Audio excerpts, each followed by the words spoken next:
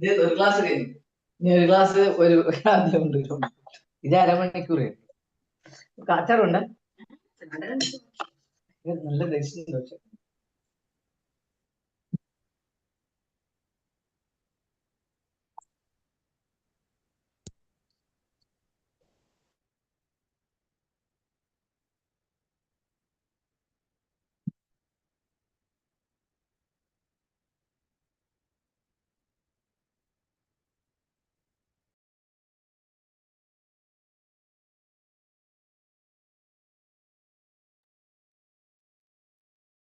हरे कृष्णा।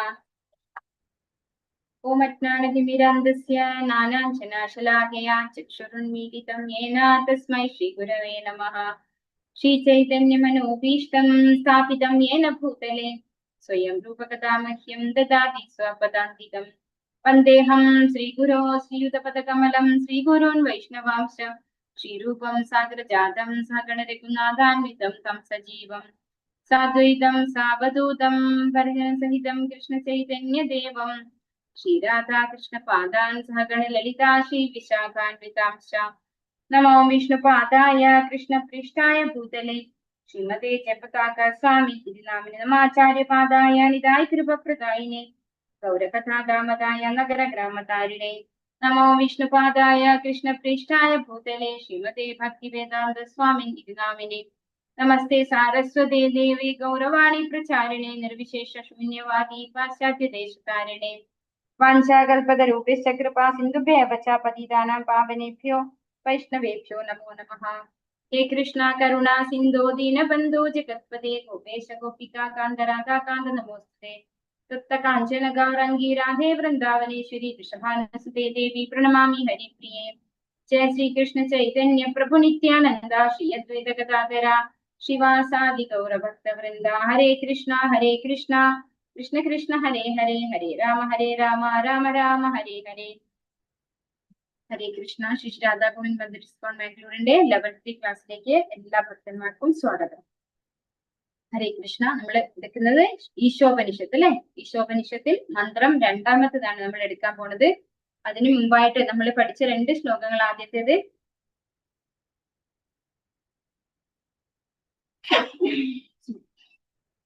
ആദ്യത്തെ ശ്ലോകം ധ്യാന ശ്ലോകമായിരുന്നു. എല്ലാവർക്കും അറിയുന്ന ശ്ലോകമാണ്. ചൊല്ലാമോ? ഹരേ കൃഷ്ണ. ഓം പൂർണ്ണമദ പൂർണ്ണമിദം പൂർണ്ണാൽ പൂർണ്ണമുദച്യതേ പൂർണ്ണസ്യ പൂർണ്ണമാദായ പൂർണ്ണമേവാവശിഷ്യതേ. ഹരേ കൃഷ്ണ. എന്താണ് ഇതിന്റെ അർത്ഥം? എന്താണ് നമ്മൾക്ക് എന്താണ് മനസ്സിലാക്കി തരുന്നത്? ഭഗവാൻ സമ്പൂർണനാണ് അല്ലെ. ആ പരിപൂർണനായിട്ടുള്ള ഭഗവാനിൽ നിന്നും അനന്തമായിട്ടുള്ള ഒരുപാട് പരിപൂർണമായിട്ടുള്ളത് തന്നെ ഉദ്ഭവിക്കുന്നു. അങ്ങനെയുള്ള പരിപൂർണമായിട്ട് ഉദ്ഭവിച്ചിട്ട് അതിനെ ഭഗവാനിൽ നിന്ന്, പരിപൂർണനായ ഭഗവാനിൽ നിന്ന് കുറച്ചാല് ഭഗവാൻ ആരാണ്? 1 - 1 = 1 അല്ലെ. ഭഗവാൻ പരിപൂർണനായിട്ട് തന്നെ നിലനിൽക്കുന്നു എന്നാണ് പറഞ്ഞത്. പിന്നെ അടുത്ത ശ്ലോകം എന്താണ്? ഈശാവാസ്യമിതം സർവം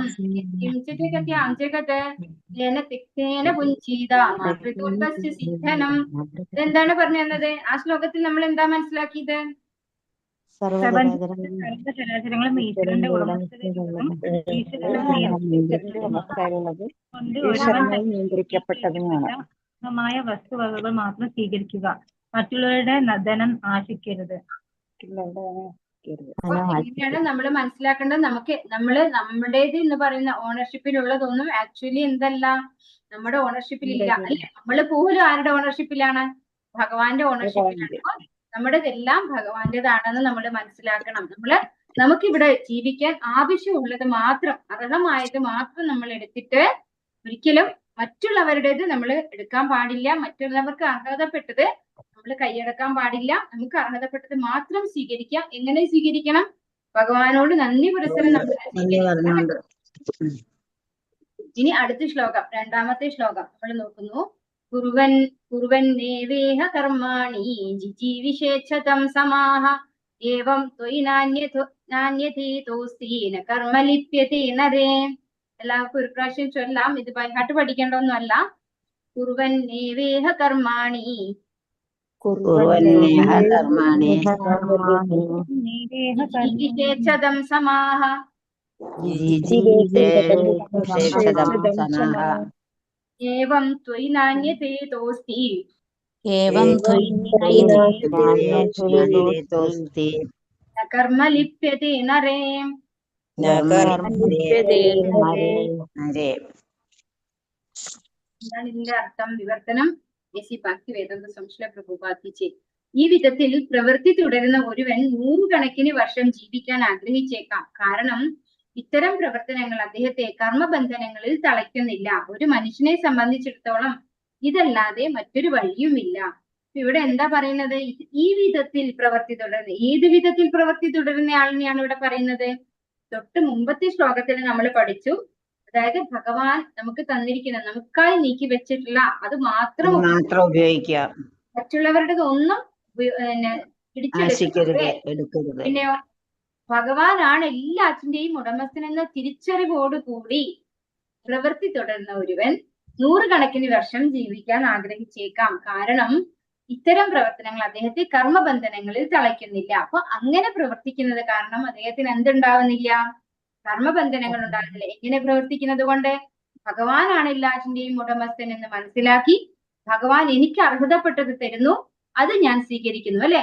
അതിന് ഞാൻ എന്റെ ശരീരം കൊണ്ട് പണിയെടുക്കുന്നുണ്ടാവാം, പക്ഷെ ഒരിക്കലും അത് എന്റേതാണ് അല്ലെങ്കിൽ ഞാൻ അധ്വാനിച്ചുണ്ടാക്കുന്നതാണ് എന്നുള്ള രീതിയിലാവില്ല നമ്മൾ എടുക്കേണ്ടത്. മറിച്ച് ഭഗവാനാണ് ആരോഗ്യം തന്നിട്ടുള്ളത്, അല്ലെ? ഭഗവാനാണ് എല്ലാം നമുക്ക് തന്നത്. അപ്പൊ അത് മനസ്സിലാക്കി ഭഗവാനോട് നന്ദിപൂർവ്വം ഭഗവാൻ തരുന്നത് സന്തോഷത്തോടെ സ്വീകരിച്ച് അങ്ങനെ പ്രവർത്തിക്കുന്ന ആ വ്യക്തിയെ കർമ്മബന്ധനങ്ങൾ തളയ്ക്കുന്നില്ല. ഒരു മനുഷ്യനെ സംബന്ധിച്ചിടത്തോളം ഇതല്ലാതെ മറ്റൊരു വഴിയുമില്ല.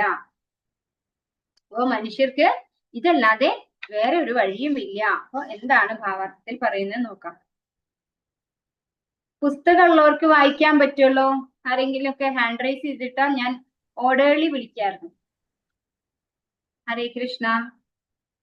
ബുക്കുള്ളവര് ഹാൻഡ് റൈസ് ചെയ്തിട്ടോളൂ. ഷംനമാക്കി ആദ്യത്തെ പാരഗ്രാഫ് വായിച്ചു. ഹരേ കൃഷ്ണ. ഹരേ കൃഷ്ണ മാതാജി.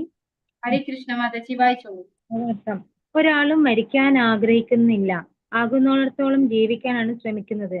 ഈ പ്രവണത വ്യക്തികളിൽ മാത്രമല്ല സമൂഹത്തിൽ ഒന്നടങ്കം പ്രകടമാകുന്നു. എല്ലാ ജീവിവർഗവും നിലനിൽപ്പിന് വേണ്ടി അത്യന്തം പാടുപെടുന്നു. വേദങ്ങൾ ഈ ഭാവം തികച്ചും സ്വാഭാവികമാണെന്നരുളുന്നു. ജീവസത്തകൾ നൈസർഗികമായി അനശ്വരമാണ്. എന്നാൽ ഭൗതിക ജീവിതവുമായുള്ള ബന്ധനം കാരണം വീണ്ടും വീണ്ടും ശരീരങ്ങൾ മാറേണ്ടി വരുന്നു. ഇതിനെ ആത്മാവിന്റെ ദേഹാന്തര പ്രാപ്തി അഥവാ കർമ്മബന്ധനം എന്ന് വിളിക്കുന്നു. ഒരുവന്റെ കർമ്മത്താൽ അവൻ ഭൗതിക ലോകത്തിൽ തളയ്ക്കപ്പെടുന്നു. ജീവവർഗത്തിന് ജീവിതാവശ്യങ്ങൾ നേടാൻ കർമ്മം കൂടിയേ തീരൂ. കാരണം ഭൗതിക പ്രകൃതിയുടെ നിയമമാണിത്. ശാസ്ത്രാനുസൃതമായ നിയത കർമ്മങ്ങൾക്കനുസരിച്ച് പ്രവർത്തിക്കാത്ത പക്ഷം അയാൾ പ്രകൃതി നിയമത്തെ ലംഘിക്കുകയും ജനന മരണ ചക്രത്തിൽ കൂടുതൽ ബന്ധിതനായി തീരുകയും ചെയ്യുന്നു. മറ്റു ജീവവർഗങ്ങളും ജനന മരണ ചക്രത്തിൽ. ഹരേ കൃഷ്ണ. ഹരേ കൃഷ്ണ. അപ്പൊ ഇതിൽ എന്താണ് നമ്മൾ മനസ്സിലാക്കേണ്ടത്? ആർക്കെങ്കിലും മരിക്കാൻ ഇഷ്ടമാണോ? എല്ലാവർക്കും ഉള്ളത് എന്താണ്? മരണഭയമാണ്, അല്ലെ? ആർക്കും മരിക്കാൻ ഇഷ്ടമല്ല. എല്ലാവർക്കും എന്താ വേണ്ടത്? ഒരുപാട് ആയുസോടുകൂടി, ഇത്ര 90 വയസ്സായാലും 95 വയസ്സായാലും മരണം എന്ന് പറയുന്നത് ഭയങ്കര പേടിയുള്ള ഒരു സംഭവമാണ്, അല്ലെ? എല്ലാവർക്കും അപ്പോഴും ഇവിടെ ജീവിക്കാനാണ്. അവർക്ക് അറിയാം ഈ ശരീരത്തിൽ അവർക്ക് ബുദ്ധിമുട്ട് മാത്രമേ ഉള്ളൂ. പക്ഷെ എന്നിരുന്നാലും ആർക്കും മരിക്കാൻ ഇഷ്ടമല്ല. അപ്പൊ ഇവിടെ എന്താ പറയുന്നത്? ആർക്കും മരിക്കാൻ ഇഷ്ടമല്ല, ആവുന്നിടത്തോളം കാലം ജീവിക്കണം എന്നാണ് ആഗ്രഹം. ഇത് വ്യക്തികളിൽ മാത്രമല്ല, മനുഷ്യരിൽ മാത്രമല്ല, ഇത് മൃഗങ്ങളിൽ A to Z ജീവിവർഗങ്ങളിലും ഈ ഒരു സ്വഭാവം നമുക്ക് കാണാൻ സാധിക്കും എന്നാണ് പറയുന്നത്. ഇവിടെ പറയുന്നു, നമ്മൾ ഭഗവത്ഗീതയിലും പഠിച്ചു, അല്ലെ? ആത്മാവ് എന്താണ്? നശ്വരമാണ്. നൈനം ചിന്തന്തി ശസ്ത്രാണി നൈനം ദഹതി പാവകഃ. നമ്മൾ പഠിച്ചു, അല്ലെ? ഒന്നിനാലും നശിപ്പിക്കാൻ സാധിക്കാത്തതാണ് ആത്മാവ്. അത് നശ്വരനാണ്. അതുകൊണ്ട് തന്നെയാണ് നമുക്ക് ഒന്നാമതായിട്ട് മരിക്കാൻ ഇഷ്ടപ്പെടാത്തതിന്റെ കാരണം എന്താണ്? നമ്മുടെ ബേസിക് നേച്ചർ എന്ന് പറയുന്നത് എന്താണ്? സനാതനത്വം ആണ്, അല്ലെ? ഒരിക്കലും മരണമില്ലാത്തതാണ് നമ്മൾ എന്ന് പറയുന്നത്. പക്ഷെ നമ്മൾ ഈ ഭൗതിക പ്രകൃതിയിൽ വന്നിട്ട് ഒരുപാട് കർമ്മങ്ങൾ ചെയ്തത് കൊണ്ട്, കർമ്മബന്ധനങ്ങളിൽ പെട്ടത് കൊണ്ടാണ് ഈ നശ്വരമായ ഒരു ശരീരം സ്വീകരിക്കുകയും അതുപോലെ തന്നെ മരിക്കാൻ വിധിക്കപ്പെടുകയും ചെയ്യുന്നത്, അല്ലെ? ഇത് പക്ഷെ എന്താ സംഭവിക്കുന്നത്? ഇങ്ങനെ റൊട്ടേറ്റ് ചെയ്തുകൊണ്ടിരിക്കുകയാണ്. നമ്മൾ ഒരു കർമ്മം ചെയ്യുന്നു, ഇനി ഈ ശരീരം ഉപേക്ഷിച്ച് വേറൊരു ശരീരം എടുക്കുന്നു. അപ്പൊ അങ്ങനെ നമുക്ക് നശ്വരമായ ശരീരങ്ങൾ വീണ്ടും വീണ്ടും കിട്ടിക്കൊണ്ടിരിക്കുകയാണ് ചെയ്യുന്നത് എന്നാണ് ഈ ഒരു ഭാവാർത്ഥത്തിൽ പറയുന്നത്. ശരീരം നശിക്കുമ്പോഴും ആത്മാവിന് ദേഹാന്തര പ്രാപ്തി ഉണ്ടാകുന്നു. ഒരുവന്റെ കർമ്മത്താൽ അവൻ ഭൗതിക ലോകത്തിൽ തളയ്ക്കപ്പെടുന്നു. അപ്പോ നമ്മുടെ കർമ്മങ്ങൾ ഏത് രീതിയിലാണ് വരുന്നത്? ഭൗതിക പ്രകൃതിയിൽ ത്രിഗുണങ്ങളാണ് നമ്മളെ കൺട്രോൾ ചെയ്യുന്നത്, അല്ലെ? നമ്മുടെ ഇന്ദ്രിയങ്ങളും ഒക്കെ അതിന് വശംവദരായി നമ്മള് പല പല കർമ്മങ്ങൾ, ചിലപ്പോൾ സത്വഗുണത്തിലായിരിക്കും കുറച്ച് നല്ല കർമ്മങ്ങളായിരിക്കും, രജോ ഗുണത്തിലാകുമ്പോൾ മറ്റൊരു തരത്തിലുള്ള കർമ്മമായിരിക്കും, തമോ ഗുണത്തിലാകുമ്പോൾ വളരെ മോശമായ പ്രവൃത്തിയായിരിക്കും നമ്മൾ ചെയ്യുക. അങ്ങനെ നമ്മൾ ഓരോന്നോരോന്ന് സന്ദർഭത്തിനനുസരിച്ച് നമ്മൾ ഓരോ കർമ്മങ്ങൾ ചെയ്ത് വീണ്ടും വീണ്ടും ആവർത്തിച്ച് ജനിച്ചു മരിച്ചുകൊണ്ടേ ഇരിക്കുന്നു. അടുത്തത് ആരാ വായിക്കുന്നത് നോക്കട്ടെ. പ്രേമ മോഹനൻ മാതാജി വായിച്ചോളൂ. ഹരേ കൃഷ്ണ. ഹരേ കൃഷ്ണ. മറ്റു ജീവവർഗങ്ങളും ജനന മരണ ചക്രത്തിൽപ്പെട്ടു കഴിയുന്നു. എന്നാൽ അവയ്ക്ക് മനുഷ്യജന്മം കൈവരുന്നതോടെ കർമ്മബല ശൃംഖലയിൽ നിന്ന് മുക്തനാവാനുള്ള അവസരം ലഭിക്കുന്നു. കർമ്മം, അകർമ്മം, വികർമ്മം എന്നിവയെപ്പറ്റി ഭഗവത്ഗീതയിൽ വ്യക്തമായി വിവരിക്കുന്നുണ്ട്.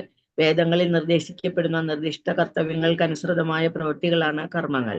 ജനന മരണ ചക്രത്തിൽ നിന്നും മുക്തനാകാൻ പ്രയോജനപ്പെടുന്ന കർമ്മങ്ങളെ അകർമ്മങ്ങൾ എന്ന് പറയുന്നു. സ്വന്തം സ്വാതന്ത്ര്യം ദുരുപയോഗപ്പെടുത്തി അനുഷ്ഠിക്കപ്പെടുന്നതും ഹീനതരമായ ജന്മത്തിന് ഹേതുഭൂതവുമായ കർമ്മത്തിന് വികർമ്മം, നിഷിദ്ധ കർമ്മം എന്ന് പറയുന്നു. ഇങ്ങനെയുള്ള 3 തരം പ്രവൃത്തികളിൽ കർമ്മബന്ധനത്തിൽ നിന്ന് മുക്തി നൽകുന്ന കർമ്മങ്ങൾക്ക് വിവേകശാലികൾ മുൻഗണന നൽകുന്നു. സാധാരണ ജനങ്ങൾ അംഗീകാരം ലക്ഷ്യമാക്കിയും ഈ ലോകത്തിലോ സ്വർഗലോകത്തിലോ മെച്ചപ്പെട്ട ജീവിത പദവി നേടുവാനായും സൽക്കർമ്മങ്ങൾ ചെയ്യാൻ ആഗ്രഹിക്കുന്നു. എന്നാൽ കൂടുതൽ പുരോഗതി ലഭിച്ചവർ കർമ്മത്തിന്റെ പ്രതിപ്രവർത്തനങ്ങളിൽ നിന്ന് പൂർണ്ണമായ മുക്തി ലക്ഷ്യമിടുന്നു. സൽക്കർമ്മങ്ങൾ, ദുഷ്കർമ്മങ്ങൾ ഇവ രണ്ടും ഭൗതിക ക്ലേശങ്ങളിൽ ഒരുവനെ ബന്ധിക്കുന്നുവെന്ന് ബുദ്ധിയുള്ള മനുഷ്യർക്കറിയാം. തൽഫലമായി അവർ പ്രതികരണത്തിനിടവരുത്തുന്ന സൽപ്രവൃത്തികളിൽ നിന്നും ദുഷ്പ്രവൃത്തികളിൽ നിന്നും തങ്ങളെ മോചിപ്പിക്കുന്ന കർമ്മങ്ങളാരായിരുന്നു. മോക്ഷത്തിലേക്ക് നയിക്കുന്ന ഇത്തരം കർമ്മങ്ങളാണ് ഈശോപനിഷത്തെ വിവരിക്കുന്നത്. ഹരേ കൃഷ്ണ. ഹരേ കൃഷ്ണ മാതാജി. അപ്പൊ ഇവിടെ എന്താ പറയുന്നത്? മറ്റ് ജീവിവർഗങ്ങളും ജനന മരണ ചക്രത്തിൽപ്പെട്ട് കഴിയുന്നു. എന്നാൽ അവയ്ക്ക് മനുഷ്യജന്മം കൈവരുന്നതോടെ കർമ്മ ഫല ശൃംഖലയിൽ നിന്ന് മുക്തനാകാനുള്ള അവസരം ലഭിക്കുന്നു. അപ്പോ ഈ മനുഷ്യവർഗത്തിൽ മാത്രമാണ് ഈ കർമ്മബന്ധനം വരുന്നത്. അല്ലാതെയുള്ള 84 ലക്ഷം ജീവിവർഗങ്ങളിൽ മനുഷ്യവർഗത്തിൽ പെടുമ്പോൾ മാത്രമാണ് കർമ്മങ്ങൾ നമ്മളെ ബന്ധിപ്പിക്കുന്നത്. ബാക്കിയുള്ള ജീവിവർഗങ്ങളിൽ വരുമ്പോഴോ അവർക്ക് കർമ്മബന്ധനം ഉണ്ടാകുന്നില്ല. എന്തുകൊണ്ടാണ്? അവർക്ക് വിവേചന ബുദ്ധി ഇല്ല, അല്ലെ? അത് ഭഗവാൻ കൊടുത്തിട്ടില്ല. അതുകൊണ്ട് തന്നെ അവർക്ക് കർമ്മബന്ധനം ഇല്ല. എന്നാൽ മനുഷ്യ ജന്മത്തിൽ വരുമ്പോ നമ്മൾ കർമ്മബന്ധനത്തിലും ആകുന്നു, കർമ്മമുക്തരാകാനുള്ള വഴി രണ്ടും ഉണ്ട് ഇവിടെ, അല്ലെ? കർമ്മബന്ധനം മാത്രമല്ല, മുക്തനാവാനുള്ള വഴിയും നമുക്ക് മുന്നിൽ തുറന്നിരിക്കുന്നു. നമ്മൾ ഏത് ചൂസ് ചെയ്യുന്നതനുസരിച്ചാണ് നമ്മുടെ കയ്യിൽ വരുന്നത്, അല്ലെ? നമ്മള് തെറ്റായ കർമ്മങ്ങൾ മാത്രമേ ചെയ്യുള്ളൂ. നമുക്ക് ഇതിൽ നിന്ന് മുക്തനാവണ്ട എന്ന് ആഗ്രഹിച്ചു കഴിഞ്ഞാൽ ആ വ്യക്തിക്ക് എന്താണ്? അധോഗതിയാണ്, അല്ലെ? അതിന് പോകാനും ഭഗവാൻ അനുവദിക്കുന്നു. കാരണം ഓരോരുത്തരുടെയും ആഗ്രഹത്തിനനുസരിച്ചാണ് ഭഗവാൻ ഓരോന്നും ചെയ്തു കൊടുക്കുന്നത്. അപ്പൊ തീരെ ഭഗവാനെ ആശ്രയിക്കാൻ ഇഷ്ടമില്ലാത്ത, ആസുരികമായിട്ട് മാത്രം പ്രവർത്തിക്കുന്ന ആളിനെ ഭഗവത്ഗീതയിൽ തന്നെ ഭഗവാൻ പറയുന്നു, ഇനിയും ഒരിക്കലും ഭഗവാന്റെ അടുത്തേക്ക് തിരിച്ചെത്താത്ത വിധം അവനെ വീണ്ടും വീണ്ടും ഞാൻ ആസുരിയും യോനിയിൽ തന്നെ കൊണ്ടുപോയി ഇടുന്നു എന്ന് പറയുന്നുണ്ട്, അല്ലെ ഭഗവാൻ ഭഗവത്ഗീതയില്. അപ്പൊ അത്തരത്തിൽ ജീവിച്ചു കഴിഞ്ഞാൽ അങ്ങനെ പോകുള്ളൂ. പക്ഷെ നമുക്ക് ഉന്നതിക്കും ഉള്ള അവസരവും ഇവിടെ കിട്ടുന്നുണ്ട്. മനുഷ്യ ശരീരം കിട്ടുമ്പോൾ നമുക്ക് കിട്ടുന്നുണ്ട്. കർമ്മശൃംഖലയിൽ നിന്ന് മുക്തനാകാനുള്ള അവസരവും ഒരു മനുഷ്യ ജന്മം എടുക്കുമ്പോൾ ലഭിക്കുന്നു എന്നാണ് പറയുന്നത്. ഇനി ഈ കർമ്മങ്ങളെ കുറിച്ച് പറയാണ്. കർമ്മങ്ങൾ ഏത് വിധത്തിലൊക്കെ ഉണ്ട്? 3 വിധം കർമ്മങ്ങളുണ്ട്. ആദ്യത്തേത് കർമ്മം. എന്താണ് ഈ കർമ്മം എന്ന് പറഞ്ഞു കഴിഞ്ഞാല് നമ്മൾ ഭഗവത്ഗീതയിൽ വ്യക്തമായിട്ട് ഇത് പഠിച്ചതാണ് 3-ാമത്തെ അധ്യായത്തിൽ. അതായത് വേദവിധിപ്രകാരം ചെയ്യുന്ന ഫലേച്ഛാ കർമ്മങ്ങളാണ് കർമ്മം എന്ന് പറയുന്നത്.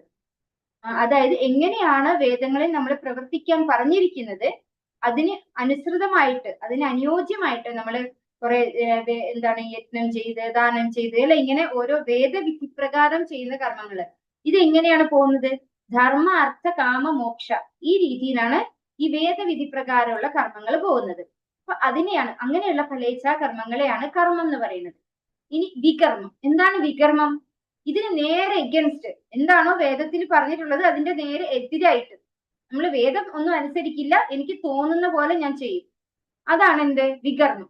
അതായത് തെറ്റായ കർമ്മങ്ങൾ, അതാണ് ചെയ്യാൻ പാടില്ലാത്ത കർമ്മങ്ങൾ, അതാണ് വികർമ്മം എന്ന് പറയുന്നത്. ഇനി അകർമ്മം. അകർമ്മം എന്ന് പറഞ്ഞു കഴിഞ്ഞാൽ എന്താണ്? ഭഗവാനെ സമർപ്പിച്ചുകൊണ്ട് ചെയ്യുന്ന കർമ്മം, അതായത് ഭഗവാന് വേണ്ടി ചെയ്യുന്ന കർമ്മം, ഭക്തിയുത സേവനം. അതാണ് അകർമ്മം എന്ന് പറയുന്നത്. അകർമ്മത്തിന് എന്തില്ല? കർമ്മഫലങ്ങൾ ഒന്നും ബാധിക്കില്ല അല്ലെ. പക്ഷെ വികർമ്മം ചെയ്താലോ? വികർമ്മം ചെയ്താല് തീർച്ചയായിട്ടും ബാഡ് റിസൾട്ട്. കാരണം ചെയ്യരുതാത്ത കർമ്മങ്ങളാണ് നമ്മൾ ചെയ്യുന്നത്. അതിന്റെ റിസൾട്ട് എന്താണ്? പാപമാണ് അത് വരുന്നത് അല്ലെ. ഇനി കർമ്മമോ? കർമ്മത്തിനും ഉണ്ട് ബന്ധനം അല്ലെ. അത് ഇവിടെ വ്യക്തമായിട്ട് പറയാണ്, നല്ല പ്രവൃത്തി ചെയ്താലും ദുഷ്പ്രവൃത്തി ചെയ്താലും ബന്ധനമുണ്ട്. നമ്മള് ജ്ഞാനപ്പാനയില് പൂന്താനം തിരുമേനി എന്താ പറയുന്നത്? ഒന്ന് സ്വർണത്തിന്റെ ചങ്ങലയാണെങ്കിൽ മറ്റൊന്ന് രജോ ഗുണത്തിൽ ചെയ്യുന്ന കർമ്മങ്ങൾ എന്താണ്? വെള്ളിയുടെ ചങ്ങലയാണ്.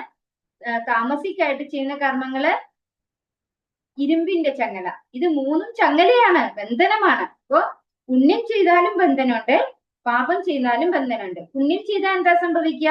നമ്മൾ ഉപരിലോകങ്ങളിലേക്ക് പോകും അല്ലെ. ഉപരിലോകങ്ങളിലേക്ക്, അതായത് സ്വർഗീയ ഗ്രഹങ്ങളിലൊക്കെ പോയി അവിടെ സുഖമായി കുറെ കാലം ജീവിച്ച് വീണ്ടും എങ്ങോട്ട് വരണം? ക്ഷീണേ പുണ്യേ മർത്യ ലോകം വിശന്തി അല്ലെ. നമ്മൾ വീണ്ടും തിരിച്ച് ഭൗതിക ലോകത്തേക്ക് വരണം. അപ്പോൾ നമ്മൾ വിചാരിക്കും സ്വർഗ്ഗലോകത്ത് പോയി കഴിഞ്ഞാൽ പിന്നെ അവിടുന്ന് പുണ്യം ചെയ്ത് കഴിഞ്ഞാൽ അവിടെ തന്നെ കുറെ കാലം ഇരുന്നൂടെ. പക്ഷെ ഒരു പ്രശ്നമുള്ളത്, സ്വർഗ്ഗലോകത്തിൽ നമുക്ക് കർമ്മഫലം ഇല്ല എന്നുള്ളതാണ്.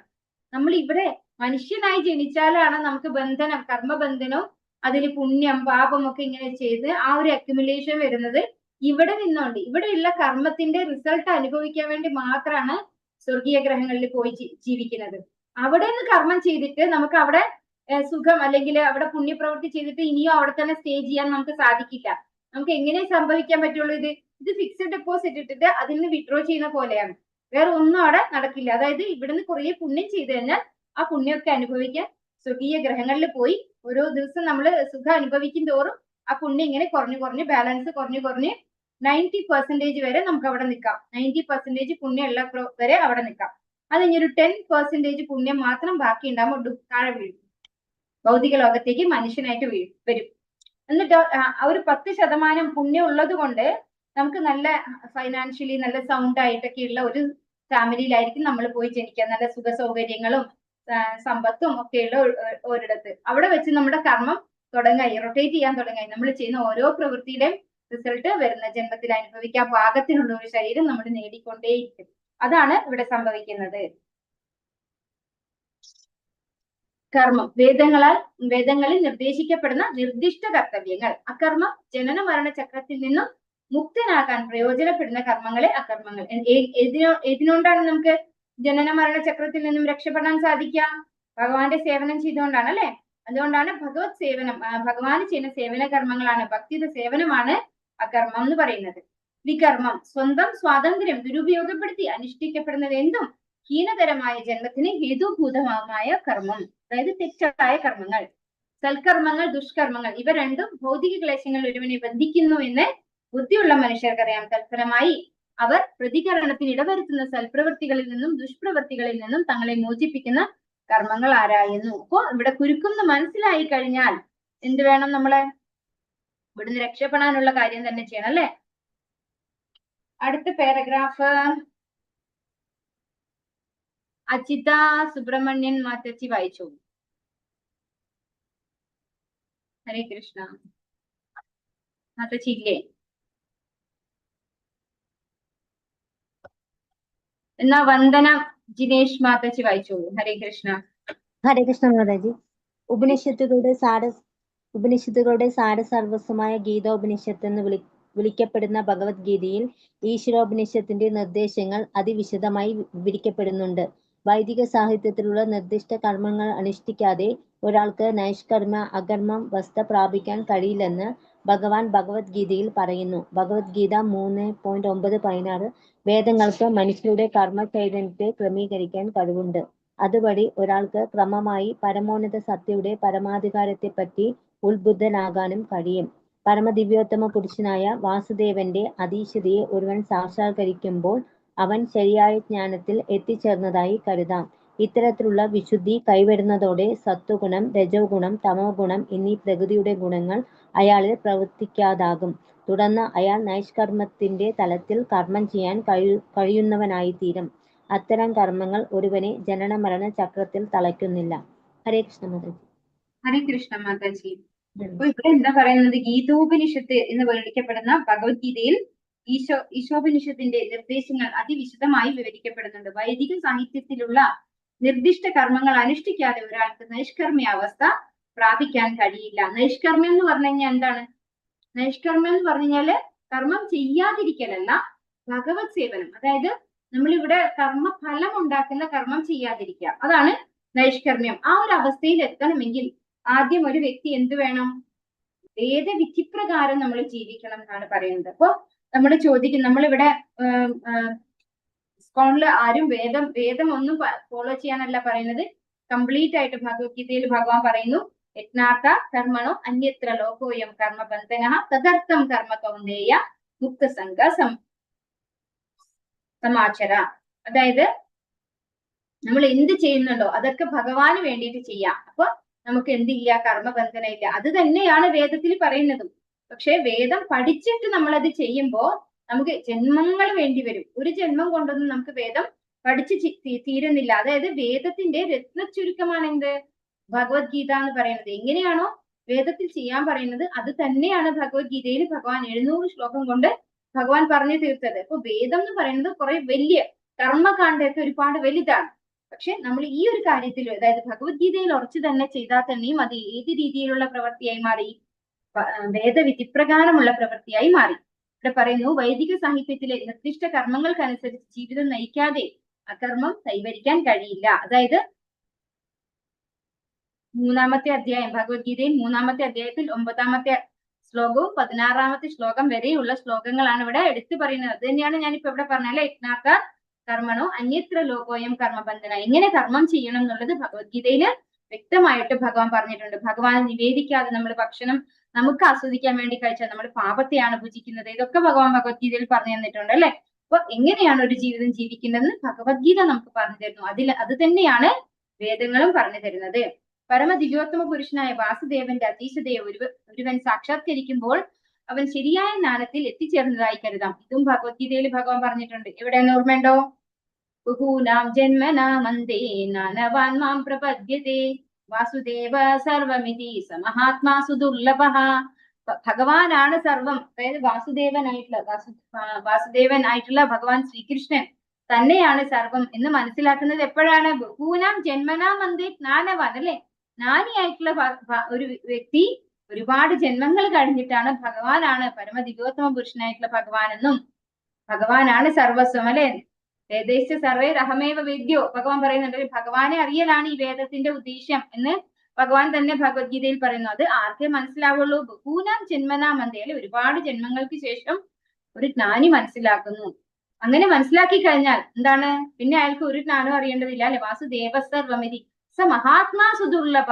ദൈവത്തെ ഭഗവാൻ വിളിക്കുന്നത് മഹാത്മാ എന്നാണ്. ഭഗവാനാണ് സർവസ്വം എന്ന് തിരിച്ചറിയുന്ന വ്യക്തി മഹാത്മാവായി കഴിയുന്നു.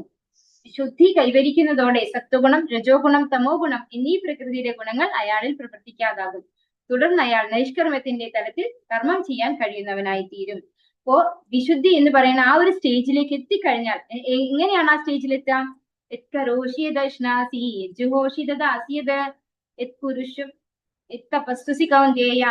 പുരുഷമതർപ്പണം. അതായത് നമ്മൾ എന്ത് ചെയ്യുന്നോ, എന്ത് ദാനം ചെയ്യുന്നോ, എന്ത് തപശ്ചര്യകൾ ചെയ്യുന്നോ, എന്ത് നിവേദ്യം അർപ്പിക്കുന്നോ, എന്ത് ചെയ്യുന്ന എല്ലാ പ്രവൃത്തിയും ഭഗവാന് സമർപ്പിച്ചുകൊണ്ട് ചെയ്യുമ്പോ ആ വ്യക്തിക്ക് എന്ത് അവസ്ഥയായി മാറി? അകർമ്മം എന്ന അവസ്ഥ, അല്ലെ? നൈഷ്കർമ്മ്യ അവസ്ഥയിലേക്ക് ആ വ്യക്തി എത്തും. അങ്ങനെ നൈഷ്കർമ്മ്യ അവസ്ഥ എത്തുമ്പോ എന്താണ്? ആ വ്യക്തിക്ക് ഒരു പാപവും പുണ്യവും ഒന്നും അനുഭവിക്കേണ്ട ആവശ്യമില്ല. നമുക്കറിയാം, ഇവിടെ ഭഗവത്ഗീതയില് ഭഗവാൻ അർജുനോട് യുദ്ധം ചെയ്യാനാ പറയുന്നത്, അല്ലെ? ഒരാളെ കൊല്ലുക എന്ന് പറയുന്ന പ്രവൃത്തി എന്താണ്? ഹിംസയാണ്. പക്ഷെ അത് ഭഗവാന് വേണ്ടി ചെയ്യുമ്പോ എന്താണ്? അതിന്റെ ഫലം അനുഭവിക്കേണ്ടെന്ന് അർജുനോട് ഭഗവാൻ പറഞ്ഞു, അല്ലെ? സർവധർമാൻ പരിത്യജ്യ മാമേകം ശരണം വ്രജ അഹം ത്വാം സർവപാപേഭ്യോ മോക്ഷയിഷ്യാമി മാ ശുചഃ. ഭഗവാൻ പറഞ്ഞു ഭഗവത്ഗീതയിൽ, അല്ലെ? എല്ലാം ഭഗവാന് വേണ്ടി ചെയ്തു കഴിഞ്ഞാൽ ഭഗവാൻ നമ്മളെ എല്ലാ പാപത്തിൽ നിന്നും പുറത്ത് കടത്തും. ഭഗവാൻ അത് സാധിക്കും, അല്ലെ? അതുകൊണ്ടാണ് ഭഗവാൻ അത് പറയുന്നത്. അടുത്ത പാരഗ്രാഫ് അജിത മാതാജി വായിക്കും. ഹരേ കൃഷ്ണ. അജിത മാതാജി ഇല്ലേ? ഞാൻ ട്രേസ് ചെയ്തിട്ട് പോയോ? ഷംന മാതാജി മ്യൂട്ടായിരുന്നു, അതുകൊണ്ടാണ്. മാതാജി വായിച്ചോളൂ. ഹരേ കൃഷ്ണ. ഹരേ കൃഷ്ണ.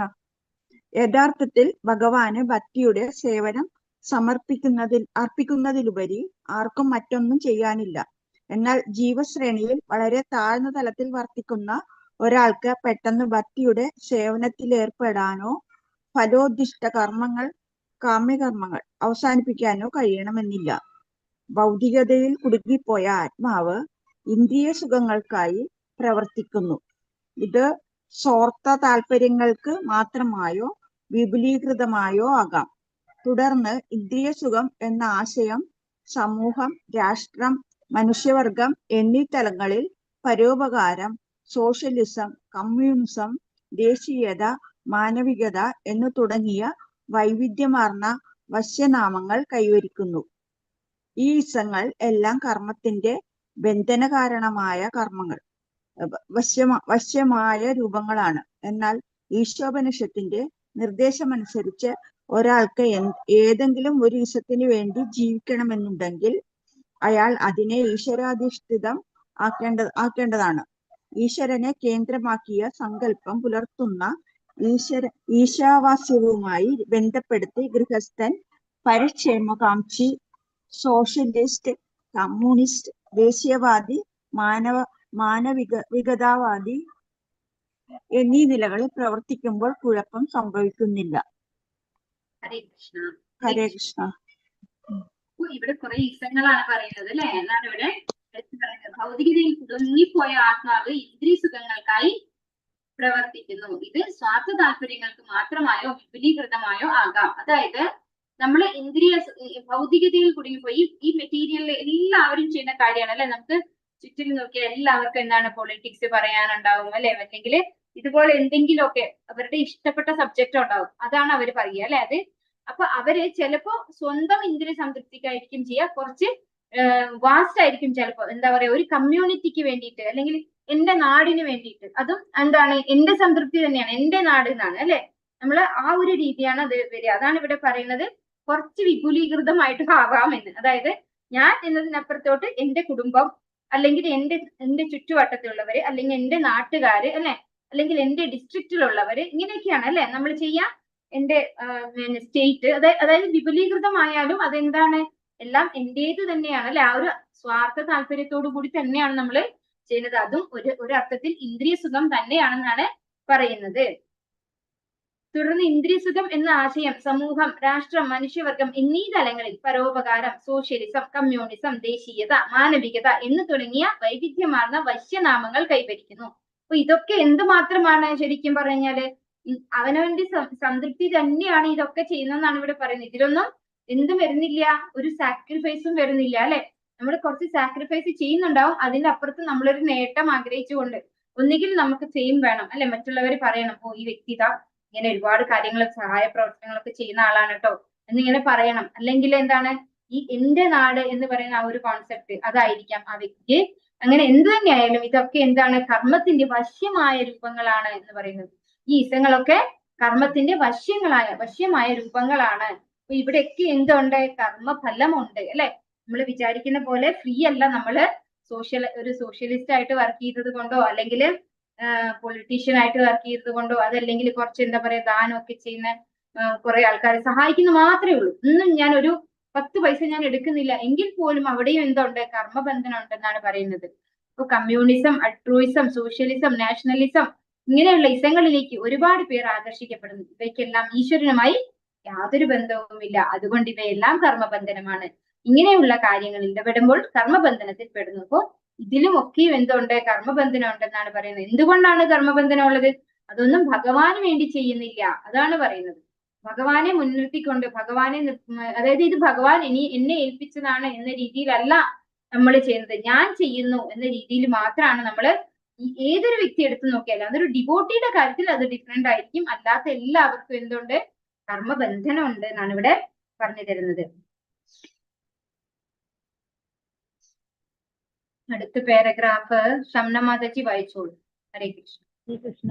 ഈശ്വരനെ കേന്ദ്രമാക്കിയുള്ള കർമ്മങ്ങൾ മഹത്തരമാണെന്നും അവയിൽ ചിലതുകൊണ്ട് തന്നെ ഒരു വ്യക്തിക്ക് അത്യാപത്തുകളിൽ നിന്ന് കരകയറുവാൻ സാധിക്കുമെന്നും ഭഗവത്ഗീത 2-ാം അധ്യായം 40-ാം ശ്ലോകം പ്രഖ്യാപിക്കുന്നു. മനുഷ്യജന്മം ലഭിച്ചിട്ടും വീണ്ടും 84 ലക്ഷം ജീവിവർഗങ്ങളിലൂടെയുള്ള ജനന മരണ ചക്രത്തിലേക്ക് അധംപതിക്കുന്നതാണ് ജീവിതത്തിൽ സംഭവിക്കുന്ന ഏറ്റവും വലിയ അപകടം. ഏതെങ്കിലും വിധത്തിൽ ഒരാൾ മനുഷ്യജന്മത്തിൽ ആത്മീയ വളർച്ചയ്ക്കുള്ള അവസരങ്ങൾ പാഴാക്കുകയും ജനന മരണ ചക്രത്തിൽ വീണ്ടും പതിക്കുകയും ചെയ്യുകയാണെങ്കിൽ അയാളെ ഏറ്റവും നിർഭാഗ്യവനായി കരുതാം. വികലമായ ഇന്ദ്രിയങ്ങൾ മൂലം ഒരു വിഡ്ഢിയായ മനുഷ്യന് ഇതറിയാൻ കഴിയുന്നില്ല. അതുകൊണ്ടാണ് ഈശോപനിഷത്ത് ഈശ്വരാവബോധത്തോടെ കർമ്മശേഷി വിനിയോഗിക്കണം എന്ന് പറയുന്നത്. ഈശ്വരാവബോധത്തോടെയുള്ള വ്യാപരിക്കുമ്പോൾ വർഷങ്ങളോളം ജീവിക്കാൻ നാം അഭിലഷിക്കുന്നു. മറിച്ച് അയാൾ ദീർഘായുസ് കൊണ്ട് യാതൊരു മെച്ചവുമില്ല. ഒരു വൃക്ഷം 100 കണക്കിനോ 1000 കണക്കിനോ വർഷങ്ങൾ ജീവിക്കുന്നു. വൃക്ഷങ്ങളെ പോലെ വളരെ കാലം ജീവിക്കുന്നത് കൊണ്ടോ കുല പോലെ ശ്വസിക്കുന്നത് കൊണ്ടോ പന്നിയെ പോലെയും പട്ടികളെ പോലെയും പ്രത്യുൽപാദനം നടത്തുന്നത് കൊണ്ടോ ഒട്ടകത്തെ പോലെ ഭക്ഷിക്കുന്നത് കൊണ്ടോ പ്രയോജനമില്ല. ഈശ്വരനെ കേന്ദ്രമാക്കിയുള്ള ഒരു എളിയ ജീവിതം, ഈശ്വരാധിഷ്ഠിതമല്ലാത്ത മാനവികത, സോഷ്യലിസം എന്നിവയാൽ കബളിക്കപ്പെടുന്ന ജീവിതത്തെക്കാൾ മഹത്തരമാണ്. ഹരേ കൃഷ്ണ. അവിടെ എന്താ പറയുന്നത്? നമ്മള് ഭഗവാനെ കേന്ദ്രബിന്ദു ആക്കിക്കൊണ്ട് വേണം നമ്മൾ ഓരോ കർമ്മവും ചെയ്യാനായിട്ട്. നമ്മള് കോമ്പസ് ഒക്കെ വെച്ചിട്ട് വൃത്തം വരയ്ക്കാറില്ലേ? ഒരു പോയിന്റിൽ വെച്ചിട്ട് നമ്മളിങ്ങനെ വലിയൊരു വൃത്തം വരയ്ക്കുക അല്ലെ? അതിനനുസരിച്ച് നമ്മൾ ഓരോ വ്യാസത്തിൽ നമ്മള് ഡിഫറെന്റ് വൃത്തം നമുക്ക് വരയ്ക്കാം അല്ലെ? നമ്മള് കേന്ദ്രബിന്ദു എന്താവണം? ഭഗവാനായി കഴിഞ്ഞാൽ നമുക്ക് എത്ര വലിയ വൃത്തം വരച്ചാലും എന്താവില്ല? അവിടെ ഒന്നും കർമ്മബന്ധനം ഉണ്ടാവില്ല. ചെറിയ വൃത്തമായാലും കർമ്മബന്ധനം ഉണ്ടാവില്ല, വലിയ വൃത്തമായാലും കർമ്മബന്ധനം ഉണ്ടാവില്ല. നമുക്ക് എക്സാമ്പിൾ പറയുകയാണെങ്കിൽ നമ്മള് ഭഗവാനെ മുൻനിർത്തിക്കൊണ്ട് ഞാൻ എന്റെ കുടുംബത്തിനകത്ത് മാത്രമേ വ്യാപരിക്കുന്നുള്ളൂ, സോഷ്യൽ വർക്ക് ഒന്നും ഞാൻ ചെയ്യുന്നില്ല, അങ്ങനെയാണെങ്കിലും എനിക്ക് കർമ്മബന്ധനം ഉണ്ടാവില്ല. ഇനി ഞാനൊരു പൊളിറ്റീഷ്യൻ ആണ്, ഞാൻ ഭഗവാനെ മുൻനിർത്തിക്കൊണ്ട് ഞാൻ ഈ ഒരു രാജ്യം മുഴുവൻ ഭരിച്ചാലും ഈ രാജ്യത്തിനൊക്കെ വേണ്ടുന്ന കാര്യങ്ങൾ ചെയ്താലും അവിടെ എന്ത് വരില്ല? കർമ്മബന്ധനം വരില്ല. അപ്പോ ഭഗവാനെ മുൻനിർത്തി നമുക്ക് ഈ പറഞ്ഞ എല്ലാ ഇസങ്ങളും നമ്മൾ ചെയ്യുന്നത് ഭഗവാനെ മുൻനിർത്തിയാണെങ്കിൽ അവിടെ കർമ്മബന്ധനം ഇല്ല. എന്നാൽ ഭഗവാനെ ഒഴിവാക്കിക്കൊണ്ട് നമ്മൾ എന്തൊക്കെ ചെയ്തിട്ടും കാര്യമില്ല, അവിടെയൊക്കെ എന്തുണ്ട്? കർമ്മബന്ധനം ഉണ്ട്. ഒരുവൻ ഈശ്വര അവബോധത്തോടെ കർമ്മശേഷി വിനിയോഗിക്കണം. ഈശ്വര അവബോധത്തോടെ വ്യാപരിക്കുമ്പോൾ ഒരുവന് വർഷങ്ങളോളം ജീവിക്കാൻ അഭിലഷിക്കാം, മറിച്ച് അയാൾ ദീർഘായുസ് കൊണ്ട് യാതൊരു മിച്ചവുമില്ല. അപ്പൊ ഈ ശ്ലോകത്തിൽ പറഞ്ഞിരിക്കുന്നത് തന്നെ ഇത്തരത്തിലുള്ള കർമ്മങ്ങൾ ചെയ്യുന്ന വ്യക്തിക്ക് ഒരുപാട് ദീർഘായുസ് ഉണ്ടാവാൻ ആഗ്രഹിക്കാം. ഇതിനൊരു എക്സാമ്പിൾ പറയുന്നത് നൈമിഷാരണ്യത്തിൽ വെച്ച് ശ്രീമദ് ഭാഗവതം സൂതഗോസ്വാമിയിൽ നിന്ന് കേൾക്കാൻ ശൗനകാദി മഹർഷിമാര് ഇരുന്നിട്ടുണ്ടായിരുന്നു അല്ലെ? അപ്പോ ബലരാമൻ, അതായത് നമ്മുടെ ബലരാമസ്വാമി, ബലഭദ്രസ്വാമി, ബലരാമൻ അവർക്കൊക്കെ 1000 വർഷങ്ങളോളം ആയുസ് കൊടുക്കുകയാണ് ചെയ്തത്. ഈ നൈമിഷാരണ്യത്തിൽ വെച്ച് ഭാഗവതം കേൾക്കുന്ന സമയം ഏതായിരുന്നു എല്ലാവർക്കും അറിയോ? അത് കലിയുഗം സ്റ്റാർട്ട് ചെയ്ത സമയമാണ്. കാരണം എന്താണ്? ഭഗവാൻ ഇവിടുന്ന് അപ്രത്യക്ഷമായപ്പോ തൊട്ട് കലിയുഗം സ്റ്റാർട്ട് ചെയ്തിട്ടുണ്ട്. അപ്പൊ അതിനുശേഷമാണ് ഈവൻ ശുകദേവ ബ്രഹ്മർഷി പരീക്ഷിത് മഹാരാജാവിന് ഭാഗവതം പറഞ്ഞു കൊടുക്കുന്നത് പോലും. അപ്പൊ ആ സമയം എന്ന് പറയുന്നത് ഓൾറെഡി കലിയുഗം സ്റ്റാർട്ട് ചെയ്ത സമയമാണ്. അപ്പൊ ആ സമയത്ത് ആർക്കും തന്നെ 1000 വർഷം ആയുസില്ല അല്ലെ? എല്ലാവരും കലിയുഗത്തില് പരമാവധി ആയുസ് പറയുന്നത് 100 വർഷമാണ്. അപ്പൊ അവർക്കൊക്കെ 1000 വർഷം ആയുസ് കൊടുത്തു ബലരാമസ്വാമി. അപ്പോ അങ്ങനെയുള്ള കാര്യങ്ങൾ ചെയ്യുന്ന, അതായത് ഭഗവാന്റെ ഭക്തിയിൽ ചെയ്യുന്നവർക്ക് ആയുസ് കൊണ്ട് ഗുണമുണ്ട്, അല്ലാതെ ഉള്ളവർക്ക് എന്ത് ഗുണമില്ല? ഈ ആയുസ് കൊണ്ട് ഒരു പ്രയോജനം ഇല്ല അല്ലെ? ദീർഘായുസ് കൊണ്ട് യാതൊരു മെച്ചവും ഇല്ല എന്നാണ് ഇവിടെ പറയുന്നത്. വൃക്ഷങ്ങള് 100 കണക്കിനോ 1000 കണക്കിനോ വർഷങ്ങൾ ജീവിക്കുന്നു. വൃക്ഷങ്ങളെ പോലെ വളരെ കാലം ജീവിച്ചിരിക്കുന്നത് കൊണ്ടോ ഒട്ടകത്തെ പോലെ ഭക്ഷിക്കുന്നത് കൊണ്ടോ പ്രയോജനമില്ല. ഈശ്വരനെ കേന്ദ്രമാക്കിയിട്ടുള്ള ഒരു എളിയ ജീവിതം, ഈശ്വര അധിഷ്ഠിതമല്ലാത്ത മാനവികത, സോഷ്യലിസം എന്നിവയാൽ കബളിപ്പിക്കപ്പെടുന്ന ജീവിതത്തെക്കാൾ മഹത്തരമാണ്. അപ്പോൾ ഭഗവാനെ കേന്ദ്രബിന്ദു ആക്കിക്കൊണ്ട് വേണം നമ്മള് സോഷ്യലിസം ആയാലും മാനവികതയായാലും അതുപോലെ എന്ത് സോഷ്യൽ വർക്ക് ആയാലും നമ്മൾ ചെയ്യാനായിട്ട്. അല്ലാതെ ചെയ്യുന്നതൊക്കെ എന്താണ്? കബളിപ്പിക്കപ്പെടുന്ന ജീവിതമാണെന്ന് പറയുന്നത്. അതായത് നമ്മളെ പറ്റിക്കുകയാണ് ചെയ്യുന്നത് നമ്മൾ തന്നെ. അടുത്ത 2 പാരഗ്രാഫ് കൂടെ ഉണ്ട്. മാനവികമായ പ്രവർത്തനങ്ങൾ ശ്രീ ഈശോപനിഷത്തിന്റെ അന്തസത്തയോടെ പ്രാവർത്തികമാക്കിയാൽ അത് ഒരു തരം കർമ്മയോഗമായി പരിഗണിക്കുന്നു. ഭഗവത്ഗീതയും 18:5-9 ഇത്തരം കർമ്മങ്ങൾ നിർദ്ദേശിക്കുന്നുണ്ട്. കാരണം അവ കർത്താവിനെ ജനന മരണ ചക്രങ്ങളുടെ പരിണാമ പ്രക്രിയയാകുന്ന ആപത്തിലേക്ക് പതിക്കാതെ സംരക്ഷിക്കുന്നു. ഈശ്വര അധിഷ്ഠിതമായ കർമ്മങ്ങൾ പൂർത്തീകരിച്ചില്ലെങ്കിൽ പോലും ആ കർമ്മത്തിൽ വ്യാപരിക്കുന്നവന് അവ ശ്രേയസ്കരമാണ്. കാരണം അടുത്ത ജന്മത്തിൽ അയാൾക്ക് ഒരു മനുഷ്യജന്മം അവ ഉറപ്പു നൽകുന്നു. ഇത്തരത്തിൽ ഒരാൾക്ക് മോക്ഷമാർഗത്തിൽ തന്റെ സ്ഥാനം ഉയർത്താനുള്ള അവസരം കൂടി ലഭിക്കുന്നു. ഈശ്വര അധിഷ്ഠിതമായി എങ്ങനെ കർമ്മങ്ങൾ നിർവഹിക്കണമെന്ന് ശ്രീ രൂപഗോസ്വാമിയുടെ ഭക്തിരസാമൃത സിന്ധുവിൽ വിശദമായി പ്രതിപാദിക്കുന്നു. ഈ പുസ്തകം നാം ഇംഗ്ലീഷിലും മലയാളത്തിലും പ്രസിദ്ധീകരിച്ചിട്ടുണ്ട്. ഈശോപനിഷത്തിനനുസരിച്ച് പ്രവർത്തിക്കുവാൻ താല്പര്യപ്പെടുന്നവർക്ക് അമൂല്യമായ പുസ്തകം നാം ശുപാർശ ചെയ്യുന്നു. അപ്പോ ഇവിടെ ഭക്തിരസാമൃത സിന്ധുവിനെ ശുപാർശ ചെയ്യാണ്. ഭക്തിരസാമൃത സിന്ധുവിൽ എങ്ങനെയാണ് ഇങ്ങനെയുള്ള കർമ്മങ്ങൾ നിർവഹിക്കേണ്ടതെന്ന് വ്യക്തമായിട്ട് പ്രതിപാദിച്ചിട്ടുണ്ടെന്നാണ് ഇവിടെ പറയുന്നത്. അപ്പോ ഭഗവാനെ അധിഷ്ഠിതമാക്കിക്കൊണ്ട്, ഭഗവാനെ മുൻനിർത്തിക്കൊണ്ട് നമ്മൾ ഏത് പ്രവൃത്തിയിലും വ്യാപരിക്കാം. അവിടെ എന്ത് വരുന്നില്ല? കർമ്മഫലങ്ങൾ വരുന്നില്ല. ഭഗവാൻ ഇല്ലാതെ എന്ത് കർമ്മം ചെയ്താലും അവിടെ കർമ്മബന്ധനം ഉണ്ടാവുന്നു. അതുപോലെ എങ്ങാനും ഇൻ ബിറ്റ്വീനിൽ, അതായത് ഭഗവാനെ മുൻനിർത്തിക്കൊണ്ടാണ് നമ്മൾ കർമ്മങ്ങൾ ചെയ്യുന്നത്, എന്നാൽ നമുക്ക് പുരോഗമിക്കാനും സാധിച്ചില്ല, നമ്മൾ മരിച്ചു പോവാണ്, അല്ലെങ്കിൽ ആയുസ് തീർന്നു പോവാണ്, എങ്കിലും കുഴപ്പമില്ല എന്നാണ് പറയുന്നത്. നമ്മൾ ഒരിക്കലും താഴ്ന്ന തരം ജീവിവർഗത്തിലേക്ക് പോവില്ല. നമുക്ക് അടുത്തതൊരു മനുഷ്യ ശരീരം തന്നെ കിട്ടും. നമ്മൾ എന്താണോ പ്രവർത്തിച്ചുകൊണ്ടിരുന്നത് അത് എവിടെയാണോ നിർത്തിവെച്ചത് അവിടെ നിന്ന് അങ്ങോട്ട് സ്റ്റാർട്ട് ചെയ്യാൻ വേണ്ടിയിട്ട് നമുക്ക് ഒരു മനുഷ്യ ശരീരം തന്നെ അടുത്ത ജന്മത്തിൽ നമുക്ക് കിട്ടും എന്നാണ് ഇവിടെ പ്രഭാതൻ എടുത്തു പറയുന്നത്. ഒരിക്കലും നമ്മൾ താഴ്ന്ന തരം ജീവിവർഗത്തിലേക്ക് പോകില്ല. നമ്മള് ഭഗവാന് വേണ്ടിയിട്ട് കുറച്ച് സ്വല്പം അപ്യസ്യ ധർമ്മസ്യത്രായതേ മഹതോഭയ എന്നാണ് പറയുന്നത്. നമ്മൾ വളരെ കുറച്ചാണ് ചെയ്യുന്നതെങ്കിലും അതിന്റെ റിസൾട്ട് നമുക്ക് ഉറപ്പായിട്ടും കിട്ടിയിരിക്കും. ഹരേ കൃഷ്ണ കൃഷ്ണ കൃഷ്ണ ഹരേ ഹരേ, ഹരേ രാമ രാമ രാമ ഹരേ ഹരേ. വാഞ്ചാകൽപതരുഭ്യശ്ച കൃപാ സിന്ധുഭ്യേവ ച പതിതാനാം പാവനേഭ്യോ वैष्णवेभ्यो नमो नमः। अनंत कोटि वैष्णव वृंद की जय, श्री प्रभुपाद की जय, गुरु महाराज की जय, निताय गौर प्रेमानंदे। हरि हरि बोल। हरे कृष्ण कृष्ण हरे कृष्ण. ഇതിൽ എന്തെങ്കിലും സംശയം ഉണ്ടോ? ആർക്കെങ്കിലും മനസ്സിലായോ? എല്ലാവർക്കും എടുത്തത് ഈ രണ്ടാമത്തെ ശ്ലോകം എല്ലാവർക്കും മനസ്സിലായോ? ഹരേ കൃഷ്ണ ഹരേ കൃഷ്ണ. മനസ്സിലായി മാതാജി. എന്താണ് ഈ ശ്ലോകത്തിൽ പറയുന്നത്? കർമ്മം അകർമ്മം വികർമ്മം. ഇതിൽ മെയിൻ ആയിട്ട് പറയുന്നത്, നമ്മൾ ഈ വിധത്തിൽ പ്രവൃത്തി ചെയ്യുന്ന ഒരുവൻ 100 കണക്കിന് വർഷം ജീവിക്കാൻ ആഗ്രഹിച്ചേക്കാം. കാരണം ഇത്തരം പ്രവർത്തനങ്ങൾ അദ്ദേഹത്തെ കർമ്മബന്ധനങ്ങളിൽ തളയ്ക്കുന്നില്ല. ഒരു മനുഷ്യനെ സംബന്ധിച്ചിടത്തോളം ഇതല്ലാതെ മറ്റൊരു വഴിയുമില്ല. ഇതാണ് ഈ ശ്ലോകത്തിന്റെ മീനിങ് വരുന്നത്. അതിന്റെ എക്സ്പ്ലനേഷനിലാണ് നമ്മൾ ഓരോ കാര്യങ്ങളും എക്സ്പ്ലെയിൻ ചെയ്തത് അല്ലെ. അതായത് ഭഗവാന്റെ ഭക്തിയുത സേവനം ചെയ്യുന്ന ഒരാളിന് പിന്നെ ആയുസിനെ പറ്റി, അല്ലെ, നമുക്ക് അധികം ആയുസ് വേണ്ട, അവർക്ക് എങ്ങാനും കർമ്മബന്ധനത്തിൽ പെടുവോ എന്നൊന്നും ചിന്തിക്കേണ്ട ആവശ്യമില്ല. അവർക്ക് കൂടുതൽ ആയുസ് ആഗ്രഹിക്കുന്നതിൽ തെറ്റില്ല എന്നാണ് പറയുന്നത്. അങ്ങനെയുള്ളവരൊരിക്കലും കർമ്മബന്ധനത്തില് കുടുങ്ങില്ല, അതിനാൽ തളയ്ക്കപ്പെടുന്നില്ല. ഇതല്ലാതെ മനുഷ്യന് വേറൊരു വഴിയുമില്ല എന്നാണ് പറയുന്നത്. അപ്പോ നമുക്ക് കർമ്മബന്ധനത്തിൽ കുടുങ്ങാതിരിക്കാൻ എന്തേ ഉള്ളു വഴി? ഭഗവാന് വേണ്ടി കർമ്മം ചെയ്യാന്നുള്ളതേ ഉള്ളു വഴി. അങ്ങനെയുള്ള ആളുകൾക്ക് ആയുസ് കൂടുന്നതിൽ തെറ്റില്ല എന്നിവിടെ. ഹരേ കൃഷ്ണ.